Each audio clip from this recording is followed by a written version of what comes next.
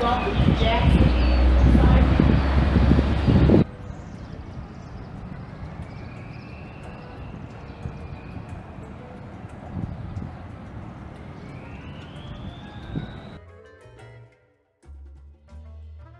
Michigan Central Railroad stations between Chicago and Detroit formed a freedom corridor that helped self-liberated persons escape slavery prior to the Civil War.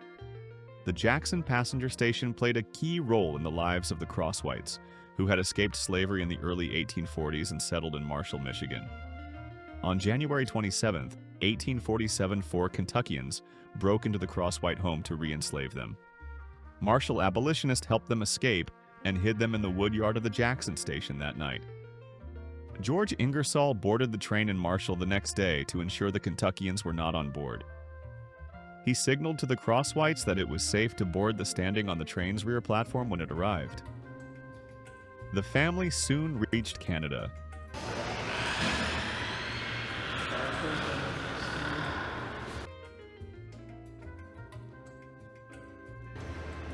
Now it's not leaving until 8:04.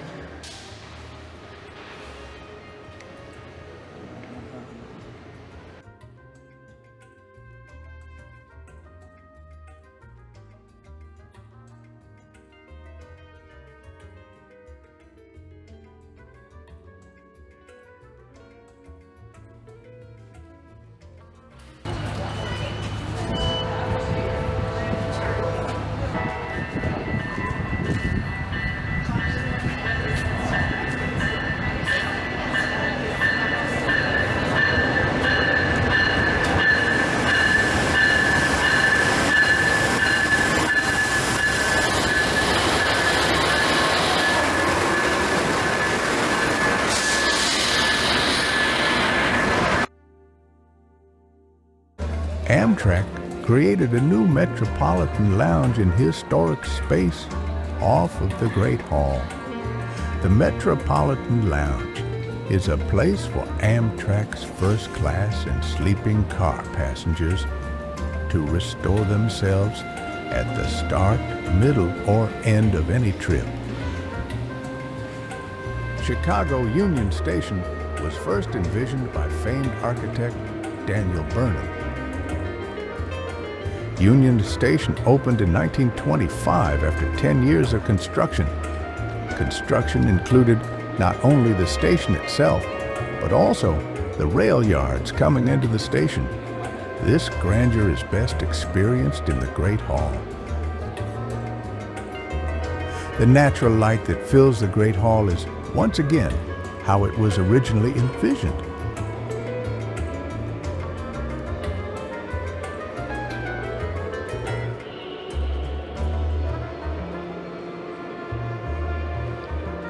The station's main waiting room, spanned by a 219-foot-long barrel-vaulted skylight that soars 115 feet over the room.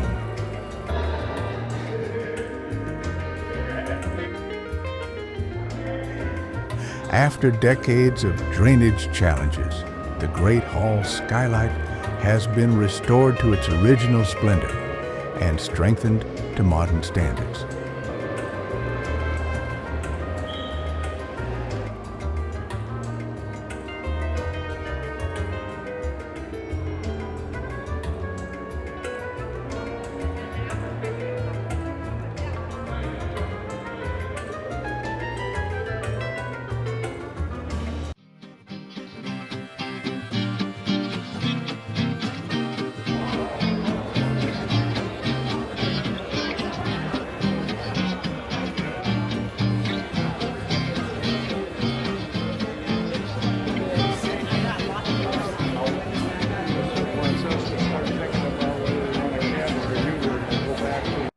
The Crowne Plaza New Orleans French Quarter, Astor, has mixed reviews.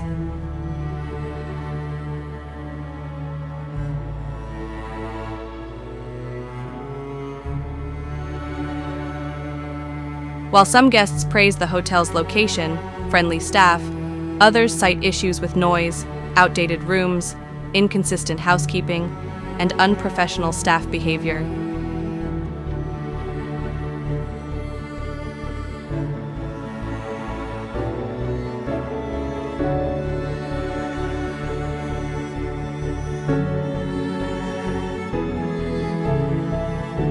unexpected fees, destination fee for a 10-block walk to the river, and none of the buses in front of the hotel went to any tourist destinations, or ran on schedule if they ran at all. A lack of certain amenities, towels, toilet paper, chairs, both lack of and repair of, no handicap facilities, and suspect full fire escape issues. Some guests also reported issues with cleanliness. Every sixth breakfast plate at the buffet was dirty with caked on food the morning I tried to eat there. The manager said he was not responsible for the kitchen. His solution was to comp the meal, which I refused. I had worked in a facility which served over 6,000 meals a day.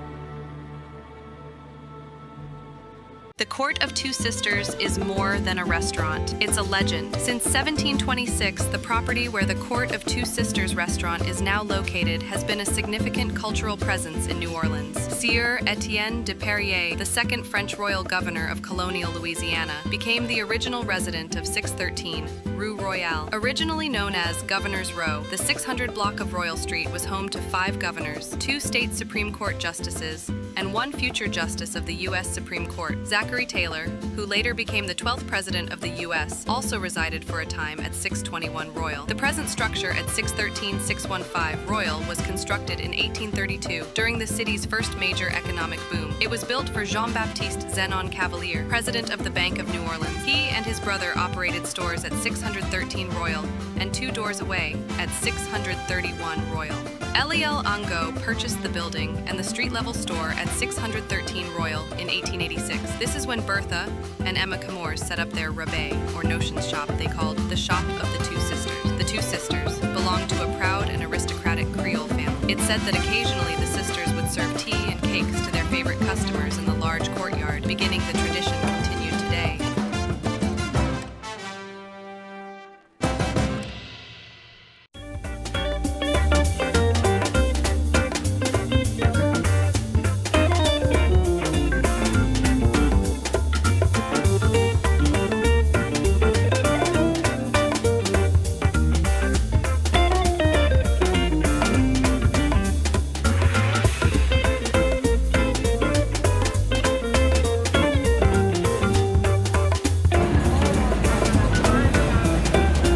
No.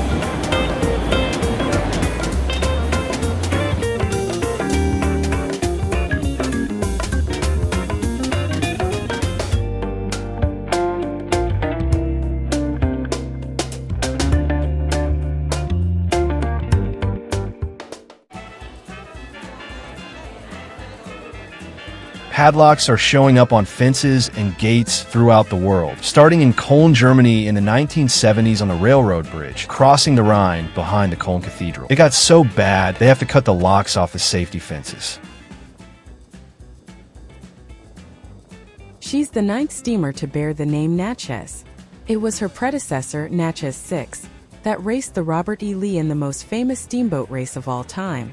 Even today, the Natchez is proudly the undisputed champion of the Mississippi, never having been beaten in a race.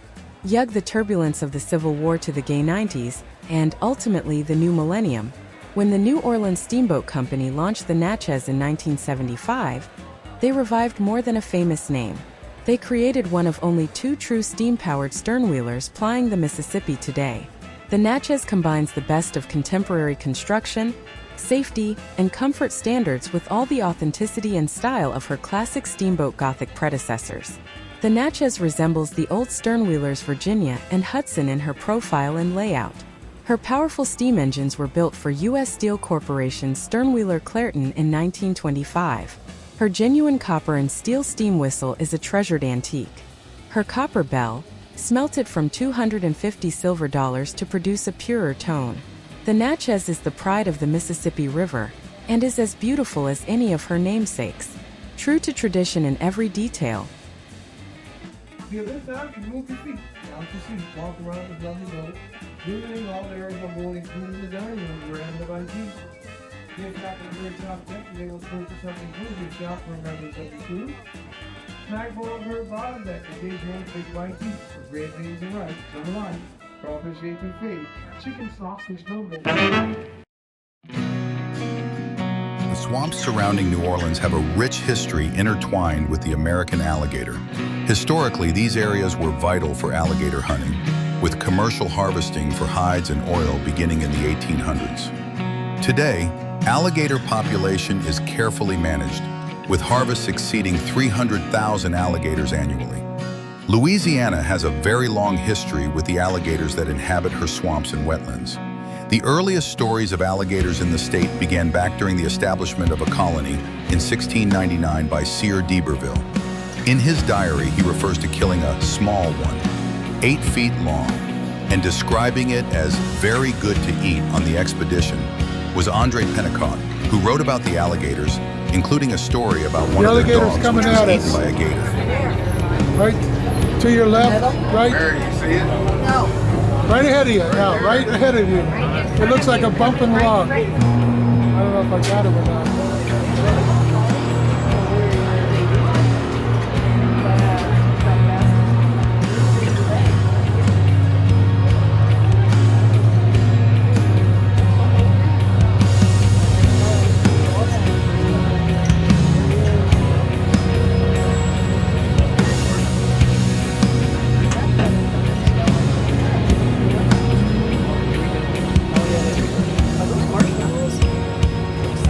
No, they're alligator food.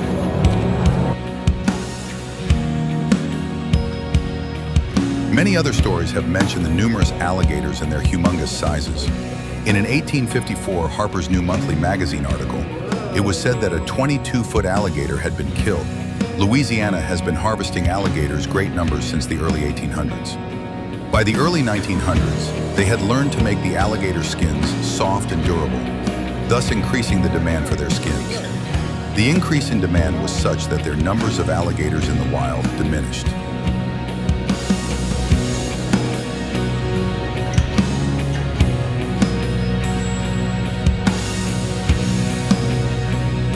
I don't think you could outswim one.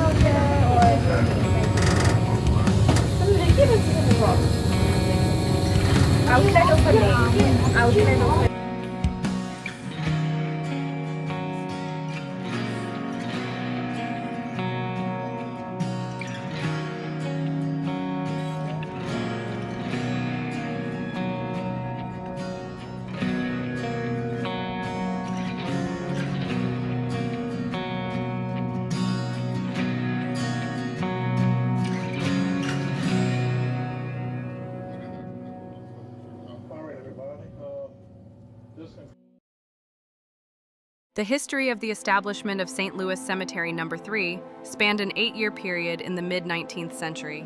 The New Orleans City Council passed an act in March of 1848, allowing the wardens of St. Louis Cathedral to establish a new cemetery further from the highly populated areas of the city.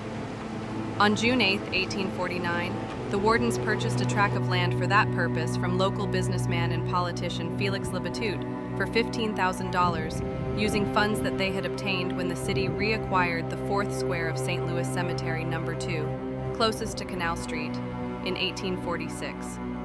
In December of 1850, the church gained authorization from the city to construct their new cemetery on the Labatut land, but the authorization was repealed in 1854. Burials began in 1855, but construction did not occur until 1856, after authorization was reinstated by the Supreme Court. Miss Skelly over here, that is a family home. There's 6 bolts in there. Yeah, must be a large family. Yeah, pretty striking. That is not a cheap coat.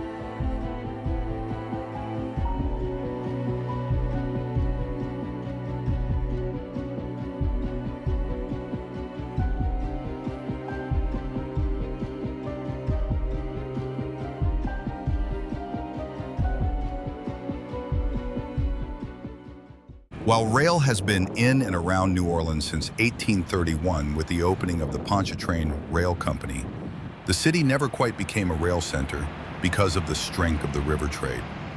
The Civil War interrupted New Orleans' commercial empire and shattered what railroads had been built.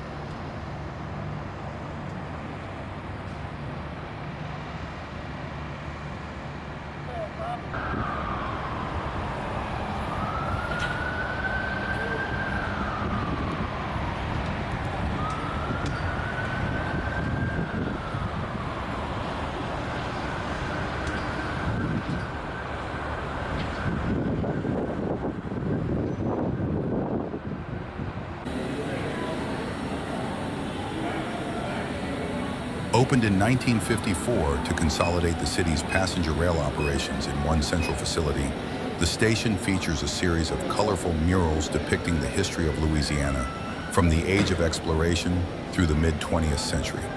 New Orleans Union Passenger Terminal is located in the downtown area at 1001 Loyola Avenue. The terminal serves as a hub for both Amtrak and Greyhound.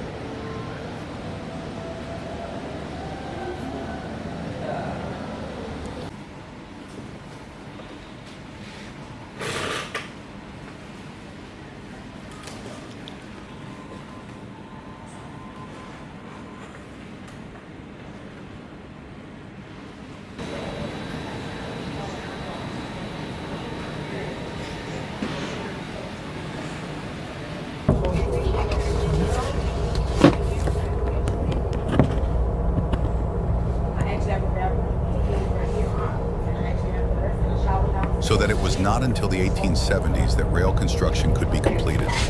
By the 1880s, a number of passenger freight railroads were serving the city. The Louisville and Nashville had a passenger station at the foot of Canal Street and provided service to New Orleans through Birmingham, Montgomery, and Mobile.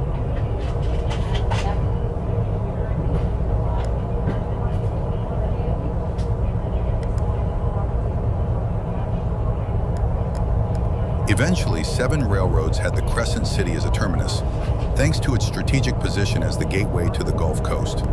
However, practically no through-car passenger service was operating until the first Union Station was built in 1892. I'll be back to check on y'all. Okay. I'm coming by to introduce myself. Welcome aboard the Amtrak. My name is Dominique. I'll be y'all's sleeping cart attendant. You can take a moment to look over your brochures and also your menu. To the back of my car, that's located, it'll be on your left side, is actually, I have a bathroom. The rest of my toilets is actually located downstairs. Any questions or concerns you may have? My name is Dominique. Once again, welcome aboard the Amtrak. Thank you. Absolutely, my pleasure, sweetheart. All right. Aren't you glad you got a little blanket under?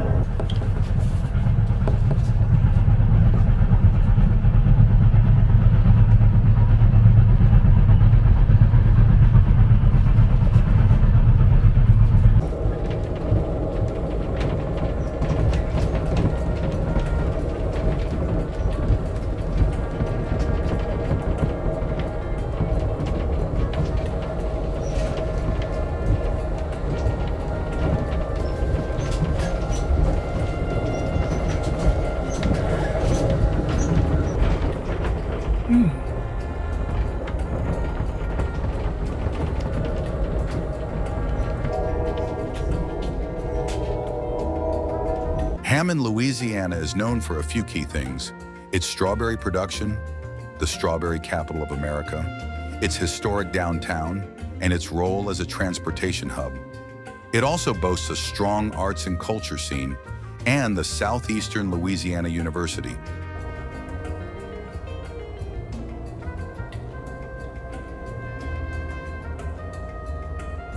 In 1872, Colonel H.S. Macomb, president of the New Orleans, Jackson and Great Northern Railroad Company located in New Orleans, needed more land for expansion for his growing railroad company. As years went on, the railroad became the Illinois Central. An early industry in the city was the Macomb Ice Company, owned by X.A. Kramer Industries. This plant was the largest single-unit ice factory in the world, At its peak, the plant produced 200 tons of ice per day and had storage for about 20,000 tons. From its beginning as a city built around a growing railroad industry, Macomb now has a very diverse economy with a major regional healthcare center and retail trade center.